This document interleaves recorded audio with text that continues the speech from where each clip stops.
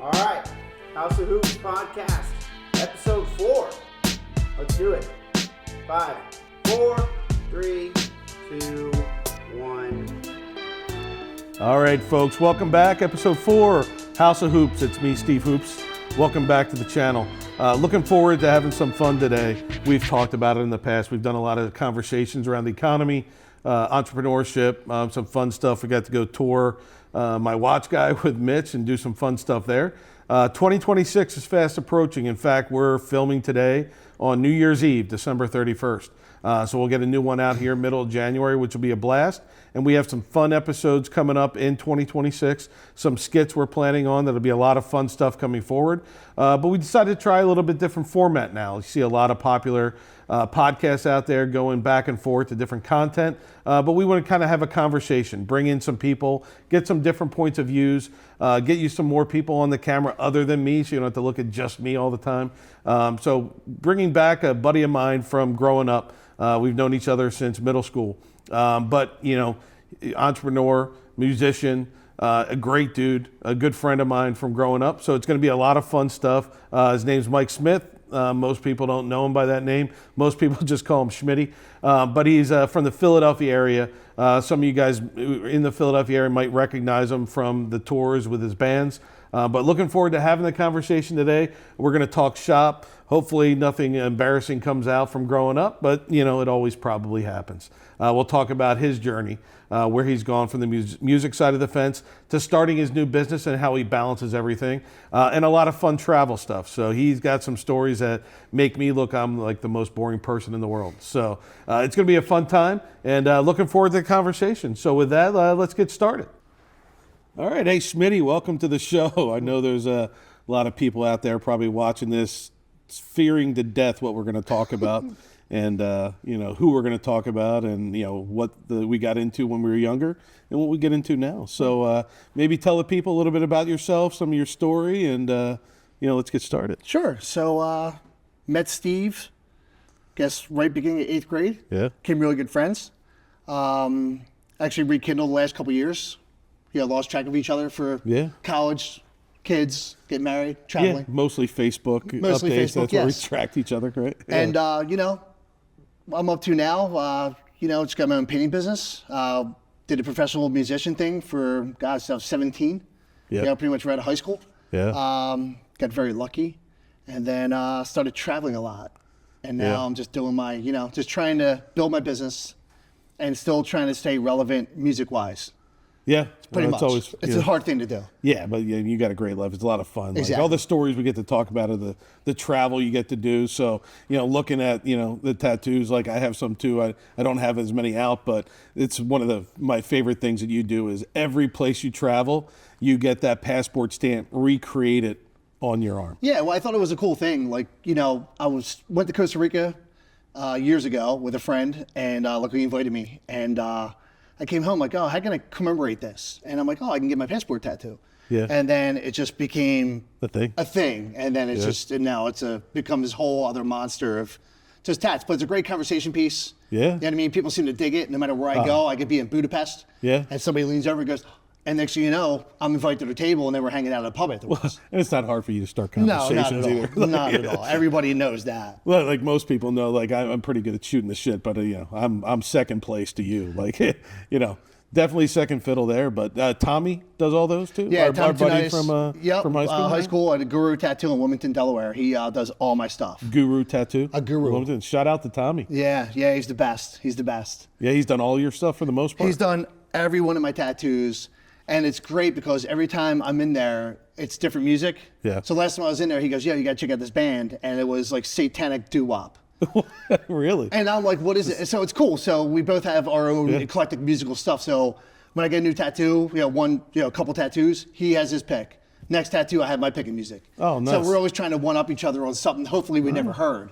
But our musical That's taste pretty is cool. It's great. It's great, and our musical taste is so different. Yeah. You know what I mean? Like kind of hear both sides of the exactly, track. and it's fun, and it's it could be a 4-hour conversation, and it just like that because Yeah. and he does great work, and he's easy and he's fun. His You know, he's That's a great awesome. conversationalist like I am. Yeah, it's been that way since we were little, because I remember you lived literally right around the corner from my dad. And my dad was a drummer growing up, did a lot of drumming, loves it, still drums this day. Actually, I think we talked before we started the episode, he's starting to get away from drumming and trying to learn guitar. You know, at 70 years old, it's kind of funny, like you can't teach an old dog new tricks, but he's trying his best and he loves it. Like him and I are... both of our favorite musicians is Eric Clapton. So he's actually got one of the Fender Eric Clapton versions that he has in a nice case that whenever I'm over, we'll open up, we'll look at it. He's never played it, and he said he never will play it until he can actually get proficient. So he'll sit there on his guitar, plugged into his PlayStation, playing like this Guitar Hero like stuff, trying to learn the guitar. So it's pretty cool. Yeah. But I remember sitting in his basement with his he had a pearl drum set in his basement, and Chris across the street, you, and then me, who didn't know shit, would sit down there and just try to play along to Guns N' Roses. Appetite for Destruction just came out, you know, so that was a good one. You know, a lot of stuff. So yeah, that was really fun to get into. But taking that forward, how do you go from just kind of drumming in high school, as you know, basically learning it as a hobby, to trying to making that a profession? Like, what finally clicked? When did you know that's what you wanted to do? Well, I mean, I started drumming when I was 4 years old. Yeah. So I was pretty much born, you know, my aunts and uncles used to tell me my mom got tired of me breaking all over China. I grew up fortunate nice playing and breaking shit. At the table? Yeah, at the table, you know, whether, you know, anything. And she get mad, and then I've got a Christmas gift was a new drum set. And so both my grandparents had drum sets. So when I would cruise over to either grandparent, I'm like, what's up, Gram? What's up, Gramps? And just drum set. Right to the drum and set. And just play. And I put the headphones on as loud as I could, so I'm deaf now. And couldn't even hear, yeah, exactly. Yeah. And I would play it. I wouldn't even know what I was playing because the music was so loud. I put on Zeppelin 1. You know, my dad was like, Zeppelin 1, here you go. It's the best thing to learn. And started playing. Learn from one of the best. Yeah, started playing, you know, always practice, blah, blah. And then when I moved from Collingdale to Aston, and where I met you and the other, you know, our other buddies, Yeah. you know, sitting there playing, and then I quit for like a year or two in high school. Okay. I just kind of strayed away from it, you know, lost interest, you know, as many people do. And then I jumped back into it, and like at 1,000%, you know, sat down, practiced, did all my rudiments, just do what you got to do, just like your old man did. Yeah. And I was in a cover band with some dudes from high school. We were playing some real shithole bars in Philly and in Aston, and I'm like, yo, why don't we look for a keyboard player? You ever played the Wharf? I don't know if we ever played the Wharf. The Old State Tavern in Media. Oh, okay. You know, that's still there. Yeah. You know, but we played the Old State a lot. And then I'm like, yeah, we need a new keyboard player. So found this ad in like the Musician Weekly back in the day, and saw this ad from this kid in Springfield. Yeah, there was no digital back then. Yeah, no digital. All I mean, print. you had to pick up print. Yeah. Not trying to date ourselves. But, No, but we're old. And so we found this dude. He came in. We hit it off. And he's like, yo, I know these two dudes from Springfield. They write their own music. And I'm like, oh, let's give it a shot. So played, got along, and, you know, started writing all of our own shit. You know what I mean? It's like, yo, we want to be, we want to, you know, it's fun when you're playing other people's stuff. Yeah. But we were looking for more accolades. You know what I mean? We had, as every musician does, we want to be the Stones. Yeah. You know what I mean? We want to be, you know, GNR, whoever you're into. You want to be that guy. You know what I mean? Yeah. I always had a dream when I was a kid that, like, I was at a Who concert, front row, and Keith Moon would pass out because he did like 3 or 4 shows, and the Who would go, who's how to play drums? And then I'd take Keith Moon's like job, and I'm on tour with the Who. Yeah. Actually, it happened with Brian Adams' drummer. I think he found him at the Tower in Philly. Yeah, yeah. His drummer never showed up or got sick, and this guy had to play. I can play. He hired him, and now he's been Brian Adams' drummer for years. Oh my God. So you know, we hit right place, right time. Yeah, so we hit it off with these kids. We were writing, started doing a lot of family gigs. Okay. You know what I mean? And then we started playing out, and then we started doing these shows in Drexel University. Okay. And we gave our own name, like the 60s, you know, the acid tests and all that stuff for fun, you know. Yeah. And I had a buddy of mine who pretty much took the whole basement and tinfoiled the whole basement, right? I mean, it was a party, you know what I mean? We were all 21, 22. Yeah. We had a lead singer who was 18 years old, you know, but it was a party. Professional drinkers who could play music. Exactly, and play all night. You know what I mean? Because we were like kind of a jam band type Stamina, thing. young. Yeah. So, and then it became bigger and bigger and bigger. So we ended up playing some frat houses at Penn. Yeah. Doing that stuff, and next thing you know, we're playing TLA. We're playing the Troc. We did a show at the Troc with a 15-piece orchestra. Oh wow. You know what I mean? And it was great. You know, I think we were in a competition, and It was a national competition. We came in second out of everybody in the United States, which is great. Yeah. But I felt bad for like the other two bands. Yeah. They were playing this because, they came up and like they had like the size of this table in front of us to play. And we had the whole orchestra. We had a 15-piece orchestra. And the guy who transcribed it, his name was Jay Davison. He did everything. He was amazing. Like he's played with Whitney Houston. He's played with, Steve Winwood. So he hooked us all up. And then that band was about to get signed. Stuff went sour. The record label wanted some of it to go to like the Strokes and Jet, and I wasn't entirely into that. But a real cool thing, so the promotion-wise of the band, which I'd love to do myself now with my painting business. Have to figure it out, yeah. You figure it out, right? So I suggested, why don't we rent a flatbed truck? Fish was playing over at the Tweeter Center over in Jersey. Yeah. So I'm like, why don't we rent a flatbed truck, get some generators, we'll hang a huge flag, and we'll play for everybody on the lot. What better people to get who dig you than the jam band scene? Jam band scenes, they all like music. You know what I mean? It's all the about, venue was cool with it. Well, we had to get the okay through like Fish's management and all that stuff. And we played for about 5 hours on the lot. Oh, wow. And it was great, and we, sold CD or actually gave away, I think, CDs because we're like, this is promotion because all these people are touring. Get it out there, yeah. Yeah, they're walking on the lot like I used to do. And it's like, oh, who's that band? Who's that band? So that band disbanded. They got signed. End up opening up for Ashley Simpson. Okay. It was all good. My bass player who left with me said, I know this guy. And he goes, I was looking for a drummer and a bass player. So met him, and it was Jeff. And we started the queue. Yeah. And then next thing I know, we're playing out, all the old venues, newer venues, and getting bigger and bigger. Yeah, you've played some big venues. With some big opening for some big acts. Yes, right? Opened up for Bon Jovi at Citizens Bank Park. Opened up for B.B. King and Buddy Guy. I played with Eric Brazilian from the Hooters. I backed him up at the Rock Cafe, which was brutal. Eric's a workhorse, love him, but he's a professional musician, so he wants it done right. And it's I'm very lucky to and now that keyboard player, he's in the band The War on Drugs now. Oh, wow. And they tour everywhere around the world. That's pretty You know what I mean? So like, he's still doing it. Yeah. Me, I'm more in the end of it. You know what I mean? I still hang on like we all do. Still a young 50. Still a young 50. I try to, feel young. It's not easy some mornings. But, from your journey, like we talk a lot about it on the channel so far about, young people or even older people trying to start their own thing, trying to do something they love or trying to make it into a business.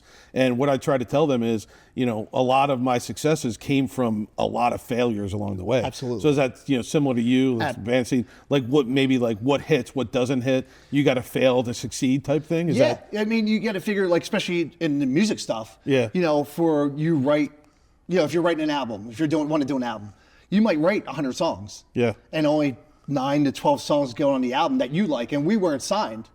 You know what I mean? So that's us. That's not like a producer, you know what I mean, saying, this sucks, this sucks, this sucks, this sucks, and tells every song sucked. Yeah. You know what I mean? We plan for people. Hey, what do you think of this? Friends. Okay. You know what I mean? Ahead of before you take it out? Yes, other musicians. You put it in your car. The car's the best place to listen to the stuff you're recording. Yeah, it's interesting because like with my business, it's always, I've sat in the seats of most of my clients before I started the business. So whenever we're doing something, I'll take a look at it and I feel like I can kind of tell, are they going to react well, not react well? But when I do the analysis and I do everything, sometimes it's hard to step away and get that look. So do you find that way where you guys will be in the studio jamming, you'll get something, you're like, this is fire, this is going to hit, and then you play for somebody and it just dies? It's shit. Yeah. Exactly. Yeah. I mean, we've, sometimes it starts out where the guitar player starts playing. You know what I mean? And it becomes something. Like it morphs into something cool. And then, some of the guys who have microphones in front of them, not me, I'm a drummer, start singing stupid stuff. And just trying to put you like the Paul McCartney doing Get Back. He's just going, he's like, Get Back, and just doing, all of a sudden it becomes Get Back. Yeah, no, that's pretty awesome. We're not that fortunate as Get Back. Okay. You know what I mean? True. But it's a long process, and you find there's way more failure, especially doing your own music. Yeah. You know what I mean? There's a lot of, if somebody writes a song, if the bass player don't like it, there could be a lot of angst. Since a lot of bands break up, fights happen, and then it's like, F you, I'm done because I can't stand you anymore. I mean, like growing up and playing the trumpet, growing up. Like my favorite thing in middle school was Mr. D, was the jazz band just let us riff, right? He would just say in this key, and there'd be a lot of blues stuff. He was a big blues guy, and trumpet saxes. We would all get like 5 minutes in a classroom setting of just here's a key, just go at it, and that was hugely impactful of like what came out of it. Everybody starts playing together and it kind of comes together. Builds your confidence. Yes. But that's kind of my experience. But then you see a lot of people who don't have a lot of musical background see these movies out there, like the one we just watched, and I love the movie and I love Elton John, but Rocket Man, where you see where you have the writer writing the song, and then he'll take it and try to put music to it. Yeah. So how much of that from you is somebody writes the words down and doesn't really have a cadence or a music to it, and you guys do that, versus you guys jam, find some music, and then just got to figure out some words to put into a song? Yeah, it's probably more of the part where the lead singer is at home and he's sitting on his piano, a guitar, or wakes up at 2 a.m. and just starts playing and hits record. Okay. You know what I mean? Like Keith Richards. You know what I mean? He woke up one morning, started playing, Start Me Up, whatever it was, and then it became what it was. Yeah. And that's how it normally happens. Like Jeff would contact me, like, I had a song. We go over his house. He'd play it for me. And then everybody as a collective would work on it usually. Okay. I did this part, and we all, especially in the queue, we all worked very well collectively. You know what I mean? And then some songs came together. Like I think our album In the Queue is one of the best things I've ever done in my life. Okay. Like the album's phenomenal. We have a part in the middle. It's kind of really cheesy. Maybe you'll play it on here. But it's like, you go to the movies and they show like the popcorn guy, like, let's go out to the kitchen, get yourself. That's exactly what we tried to do in the middle of the album. Okay. As like an intermission part. Just kind of break it up? Yeah. It's like going to a concert, you hear a slow song, you got to take a leak. What's the name of that album? It's called, I think it's called Fallout. Okay. Yeah, Fallout, if I remember correctly. It's that on Spotify, Apple, all that stuff. Band is The Q? The Q, Queueue. Yep. Is the name. It's like you're queuing up in London to go stand in line for some fish and chips. Yeah, exactly. And the album covers us like cartoon style, like kind of jumping out of a plane. So it kind of looks like a Scooby-Doo like commercial or some shit. Nice.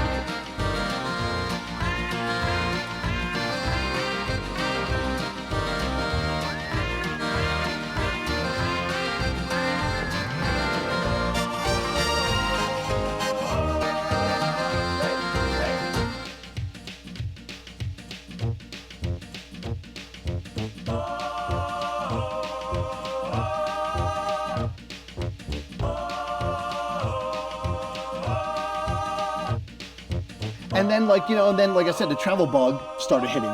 And then I started going to all these places. Now it's really cool because going back to being the drummer, I was in Prague last year.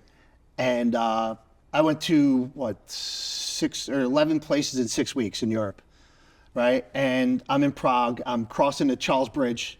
Okay. And you've been to Prague, right? No, I haven't. Okay, there's like this real cool Charles Bridge. It has like every 10 feet, there's like these badass statues. Okay. I mean, it's amazing. And the Danube was flooded the whole time I was there. Oh, wow. So you never knew if you were going to, be stuck. washed away? Train wasn't going to show up, bus wasn't going to show up. And me, I kind of speed date. Is that because of the time of year? No, they had really bad rain. Storms? Yeah, Okay. It started when I was in Croatia, and then I made my way over, and I just hit every storm that was coming through. Yeah.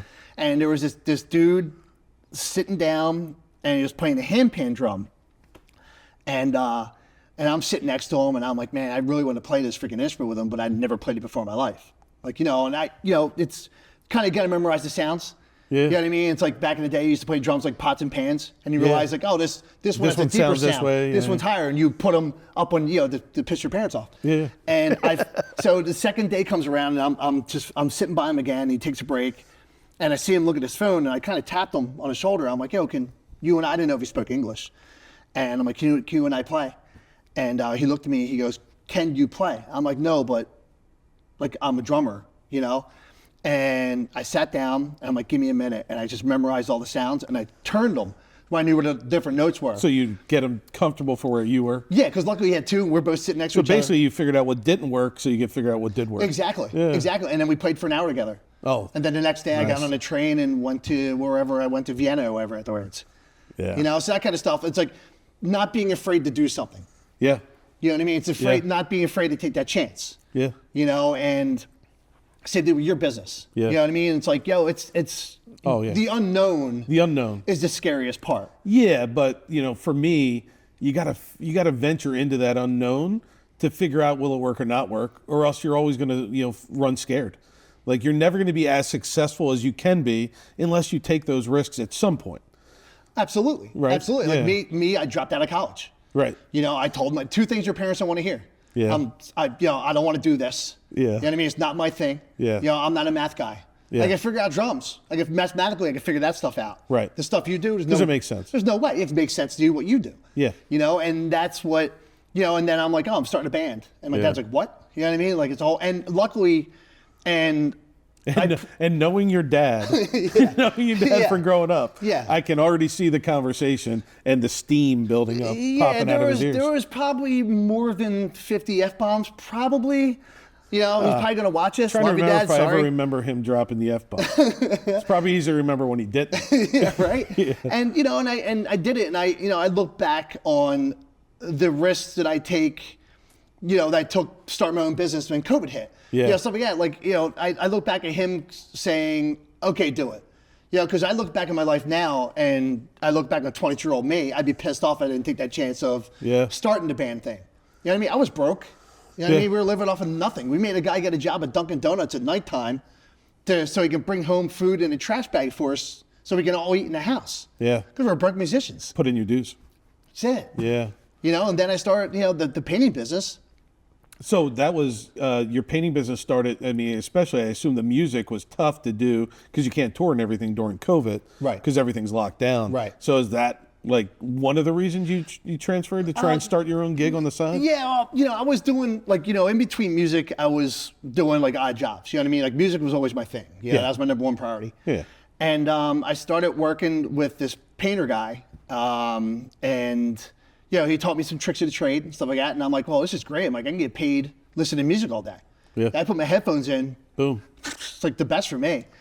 And right before COVID hit, I'm like, I'm starting my own business. And COVID hit. And I'm like, great, how am I going to get my clientele? Nobody wants me in their house. Yeah, because Like, how the hell am I going to do this? And you know me, I'm not the kind of guy to sit there and like wait for it to come to me. You know what I mean? I like to go out, like I like to do it, And I put like this ad out on like Facebook up in the Poconos. Okay. And I'm thinking like, oh, people are in their mountain house. Maybe people see it up at Lake Harmony and I can get a job. Yeah. Well, I landed 3 jobs up there. And I'm like, cool. And I ended up doing their homes down here. Okay. And then it just blossomed into Word of mouth. Word of People mouth. started spreading. Yeah. And it's not easy. You know what I mean? I know painters who don't have any work. Yeah. You know what I mean? And like, right now, New Year's, Christmas, it's dead time. Yeah. You know what I mean? So you're like, and me, I like to be 3 or 4 months ahead of the game. Yeah. And I'm like a month and a half out because it's slowing down. Okay. And I'm like, all right, well, how am I going to get more clients? Okay. You know what I mean? How can I put Grow my the name out there, business, grow the yeah. business? The toughest part for me is having a shitload of friends on Facebook and putting an ad out there and saying, please share. Yeah. I get more likes than shares. I'm like, all you got to do is hit that one button. Yeah, You know what I send mean? it, share. If you're promoting a business Yeah. and you're like, please share, you're my friend, it's one button. Yeah. Share it. You don't even break a sweat. Yeah. You can do that in your car while you're waiting at a red light. Hope you're all listening out there. Yeah, It's a please good share. segue. Yeah. In this episode too, make sure you're clicking the like button, subscribe because the subscriptions help tremendously. And write a comment down. Always good feedback. But shameless plug. I love shameless plugs. Yeah, it's the best kind. So that was kind of your transformation, getting into your own independent, like sole proprietorship, small business. So some of the hurdles, obviously, marketing is a big one. How do you get your name out there? Figuring out the financials, but it obviously also gives you tremendous flexibility. So I assume you get the, because you're booking your different outings. I got to paint here, got to paint there. do I bring in somebody as a sub to help you out here or there? Yep. And you can set your own schedule so you can travel, I can you do can all do this. what you want. Yeah. The music, can happen whenever you need it to happen. Right. Because you can set your schedule. So Right, like Jeff, like we've been talking about the guy from DQ. We've been talking Yep. about possibly recording some fun stuff our way of covers. Okay. So take a cover song and then do it our way. Yeah. Just for fun. You know what I Yeah. mean? Because you can't put it on an And they're album because you hugely can get popular sued. out there. Yeah, because you Right. can get sued. You put stuff Well, you can. You just got to get approval from the original band and they want money. and the rights and everything. You know what I mean? They'll, and we're not about that. You know what I Okay. mean? Not anymore. Yeah. And so we're talking about doing that, but that's what you said. Like, if I'm booked out 2 months in advance, Yeah. and it calls me up like, oh man, let's do this. Okay, well, you know what? I have this open. I just won't book anything. Or if I want to go to Europe for a month and a half, Yeah. I just do it. That's It's great. amazing. That's the best thing about having. And it works for you, It works for me. I got nobody under me. I'm the only one working in your house. right? So you can trust me in your home, Yep. which is a big thing. Like the comfortability of me walking in your home and putting that guard down. Yeah. I try to treat all my clients like I've known them for 30 years. Yeah. Like you're a friend. If I'm in your neighborhood, Yeah. I'll call and say, hey, you home? And stop by. Yeah. And say hello and have a beer with a client. That's awesome. You know what I mean? To me, that's what it's all about. And It's just to not- be clear, we're pushing 40. We're pushing 40 40 years? years and knowing Oh, each really? other. Yeah. Oh, shit. 8th grade, we were 12, right? Yeah. So a Okay, couple of years 40. will be Thanks for the 40 reality years. check. Yeah, yeah. Appreciate I'm just it. trying to help you out. There's another gray hair. Yeah. Well, you have plenty. Thanks. Thanks. It's not like I don't. But it's great. I mean, even when we were talking about it earlier, like, the re-link up of you and I. Yeah. We're hanging out at games. Yeah, going to Phillies, Flyers, Right. wherever we can. Exactly. And, bringing in a couple other cats we used to hang with too. Yes. You stayed linked up with, another buddy of Yeah, ours. a few of ours. Yeah, Brian. Yeah, with Brian, and the other Brian and The other Dan Brian, and such. yeah, and, Dan, and it's great because it gives it an opportunity and, to bring us all together and Yeah. hang out just for a couple hours. No, And we it's never awesome. watched the game really. No, which is kind of interesting because usually we get caught up in talking about shit that happened, 30, 40 years ago. Yeah. Right. Yeah, I don't think I've ever sat in like the seat at the Flyers game. I think we just sat around the table and just started making fun of each No, other. I think the only times I remember probably where we're all in the suite is probably the Phillies playoff runs at the end of this past year. Just when it was getting close and they signed Duran, we all wanted to see the new entrants coming in and all that exactly. type of stuff. But other than that, usually it's just, Yeah. going back in history and like what happened here, what happened there. And you were also nice enough to invite my nephew. Oh, he was brought him down onto great. the field. Yeah. He met the players. I Yeah. mean, that's No, shout out to my buddy Troy at Troy. the Phillies. He's a great dude, and he always every year gets me one game where we get to go out on the field before the game, be at batting practice, stand there, have all the players come by, sign autographs, and it's the greatest thing for me is I've been there so many times, been around baseball forever. I like to just sit back and watch the young kids, so my kids, and then your nephew got to come this time, and he was hilarious. He Yeah. brought all his baseball cards, he got all these signatures, and he thought it was the peak of his life was Yeah. going to be that day. Yeah, exactly. And then Yeah. we had dinner, right? And In the executive in the dining room. executive dining room, Yeah. and I looked at him, I'm like, yo, is that Cole Hamels? That was Cole. And then the whole night he goes, dude, and then Cole sat right behind you at the table. Yeah. He goes, I can't believe I almost ate dinner with Cole Hamels. Yeah. It was the funniest thing. Now I'm like the cool unk. No, that's cool. because I did that, and No, luckily it's enough, good stuff. You invited him and his dad to come over and do it. I think that was amazing. Yeah, and I don't think I would have ever done it if I didn't take that step to be kind of my own boss, my entrepreneurship side of the fence. Right. I'd still be grinding it out in the bank if I didn't, and probably wouldn't be having these opportunities, right? Right. Because a lot of it is making those contacts, figuring out ways to get into different things. When I started the business here, I'm coming out of banking. Mostly everything I did here was banking related. Like all my clients were banks, credit unions here like that. And I was like, how do I get my business expanded? Similar to you're in this area. How do you expand your business? The beaches are right away, and beach houses is, money's there. They love to have their beach houses looking great. Right. Probably painted a lot more often than their primary home. Right. For me, it was the same thing. How do I do something different? And for me, it was, why not try to figure out how I can take my business and relate it to what I love to do?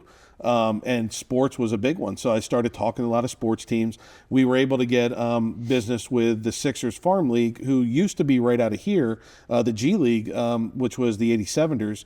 And now they're near me. And now they're up there in Wilmington. They moved to the beautiful new facility up there. But we got to do some work with there when Elton Brand was still working there. We got to do some work with Elton. So got to meet him, reached out, just got lucky, started working with them, did some analysis to say, at what point is it time to cut bait and try and like accumulate draft picks instead of pushing for the pushing for the playoffs. And it was, thankfully we were able to do it pretty well for them.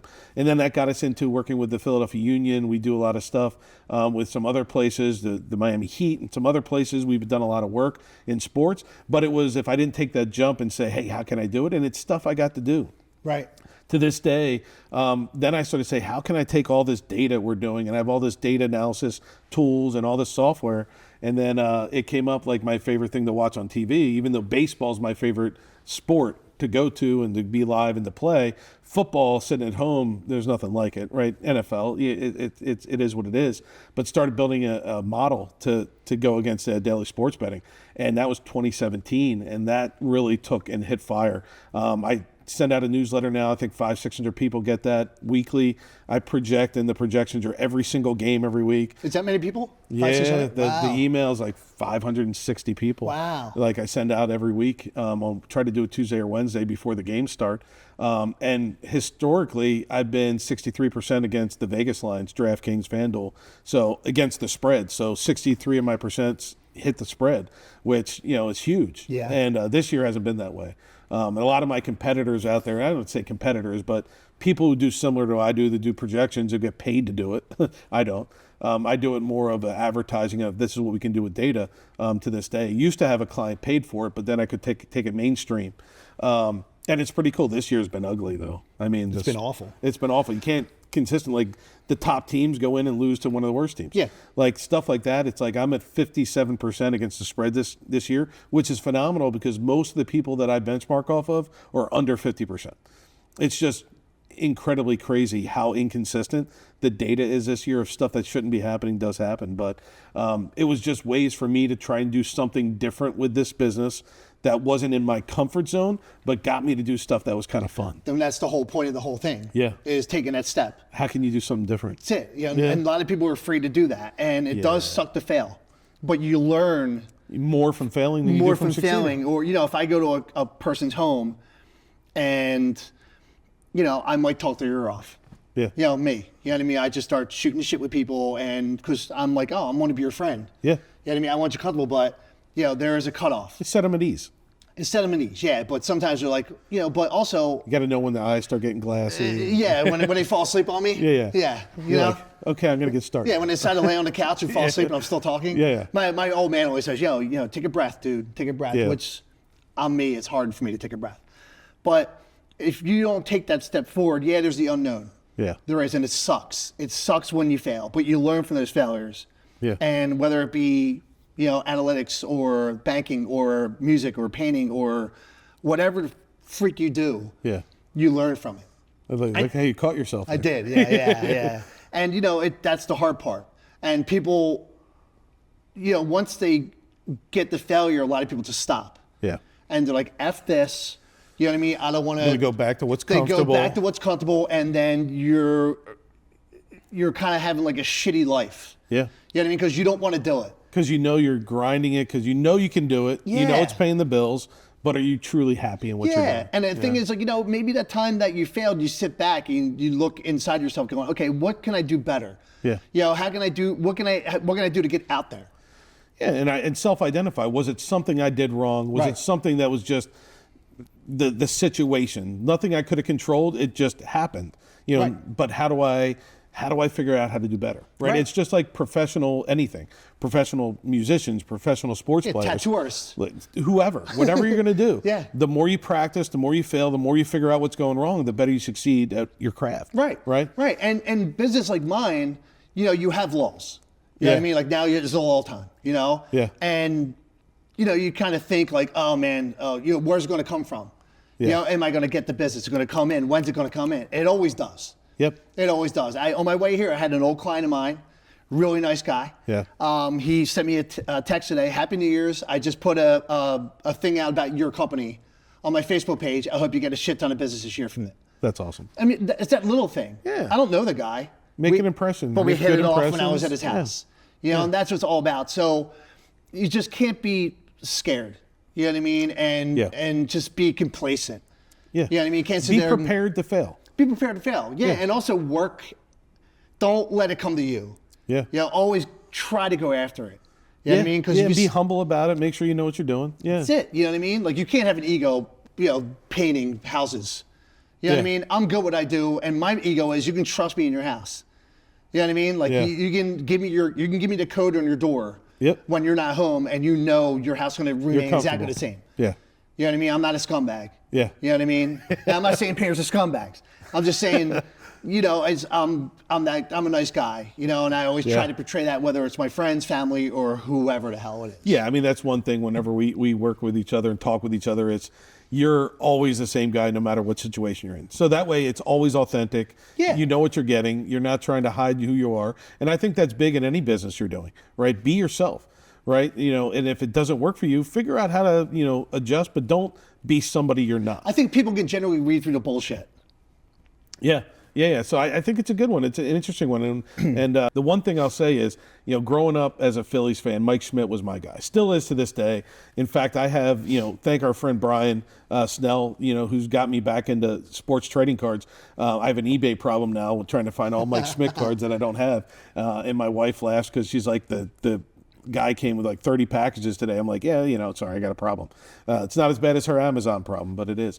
But Bryce Harper, just recently last year, didn't have his greatest season. It wasn't a bad season. It was above average, but it wasn't great. And I know some of the back office guys said, he's not really that elite player that he was before. Yeah. And I love, instead of him, clapping back or doing anything, what does he do? Off season, he's got a T-shirt now that says "not elite." Yeah. Like telling himself, you got to fix it. It's on him to fix it. And I think that's just, you got to self-inflect, figure it out, learn from your failures, and figure out how to, be better. Even the best have to be better. Yeah.